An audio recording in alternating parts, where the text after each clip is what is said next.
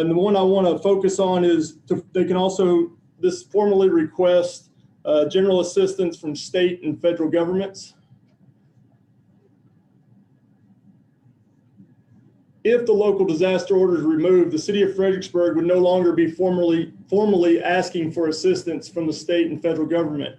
After termination, we may not receive future state and federal funding, so that if there was more funding available like the CARES Act, the city may be removing themselves from being able to receive that if they do go out of the state of disaster. If we took steps and staged it to where we would eliminate the local mask mandate and strictly fall under the GA 29, what would be different? There would be nothing different. Like I said, the big difference in the two mandates is the local one puts a lot of emphasis on the business owner, where the state one puts all of the responsibility on the individual person.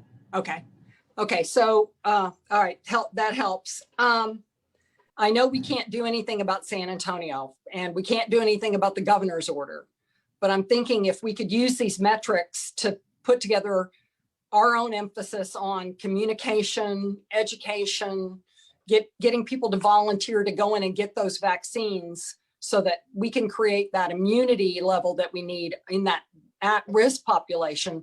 That's something we can work on.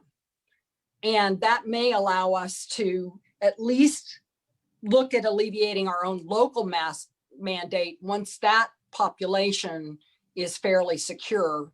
And based on your numbers, we're looking at somewhere out 13 to 15 weeks out. We might be able to consider voiding our own local mask mandate and just going with the GA 29 version, which puts the responsibility on the individual and releases our businesses from their responsibility.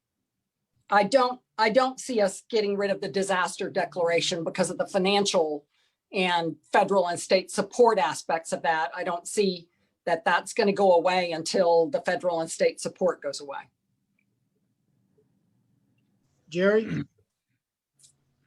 Okay, as far as this disaster declaration, do I get it right that if we get rid of it, then we lose the state and federal funding? That is a possibility, yes, sir. And then you can't get it back, or how do you get it back? You'd have to go back into a state of disaster, but that time that you were out of it, there would be no, you could lose money if it was during that time, in that time frame that you were out of the disaster. Okay. I don't think we want to do that. Okay, no, that's all question I had to Charlie. I think we need to do our homework like Polly has said and look at the different metrics. I also agree with Tom. I think we need to be very conservative of what we do. I certainly don't believe we need to eliminate the disaster relief at all. I think we need to be cautious in making changes to our mask mandate. We still have a number of people testing positive. It's been since March since we've been dealing with this pandemic, and it doesn't appear that it's ending anytime soon.